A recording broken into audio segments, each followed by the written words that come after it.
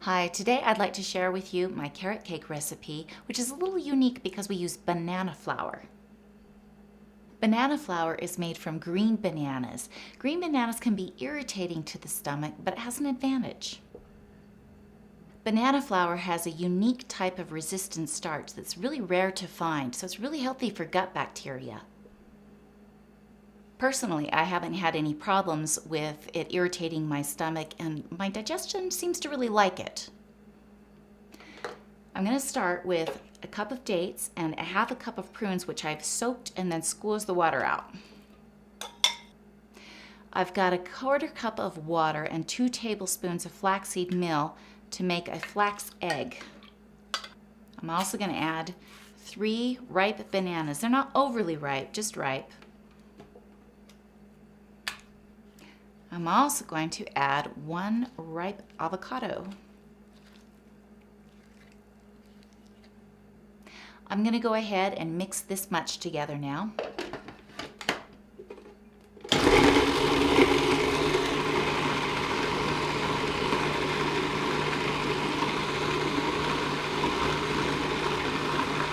After I've mixed this much together, I'm going to add a teaspoon of baking soda and a teaspoon of baking powder. I'm going to add a half a teaspoon of salt, and I'm going to add a teaspoon of my cinnamon. I'm also going to add 1 whole teaspoon of ginger, a half teaspoon of allspice, a quarter teaspoon of cloves, and 1 teaspoon of vanilla. I'm also going to add 1 tablespoon of carob powder, and then I'm going to mix this.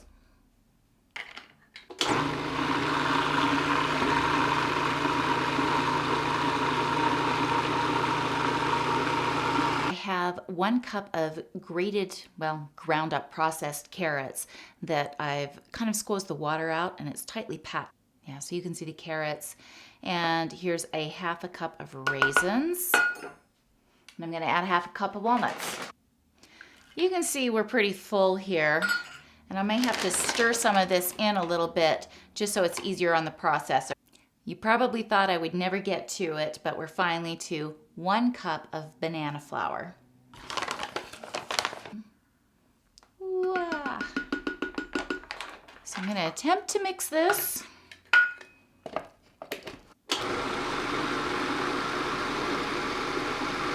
And there she goes. I have a glass baking dish that I have greased, and now I'm going to just put my mixture in there.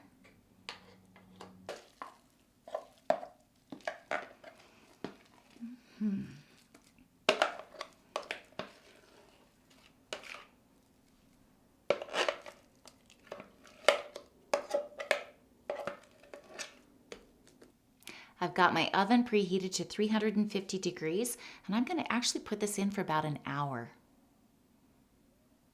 So I just took it out of the oven, and I'm going to let it sit for a minute, and I'm going to show you how I make my frosting.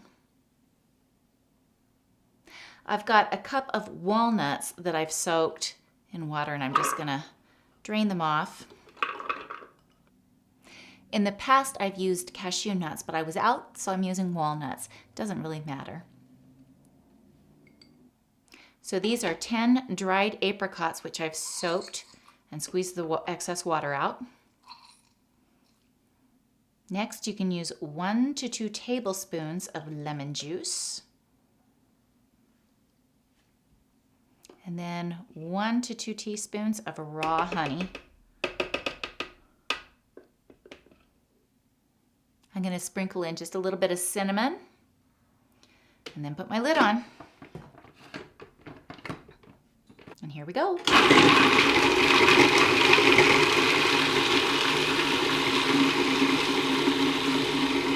So here is my cake out of the oven, and we can go ahead and frost it now. Now, if you don't have the banana flour, you could make a substitution. I'm guessing you could probably get away with 1 cup of gluten-free flour with 2 tablespoons of coconut flour, would be my guess. Almost got it done.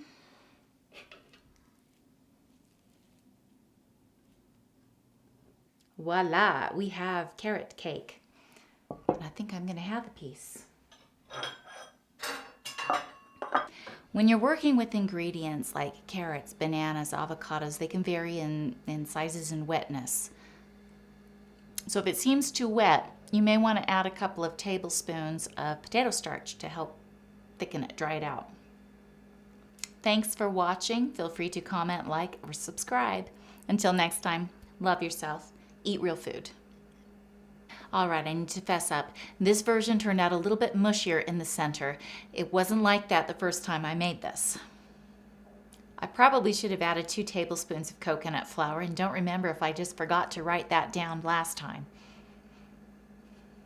Anyway, I look forward to any suggestions or comments you may have. Thanks and have a great day.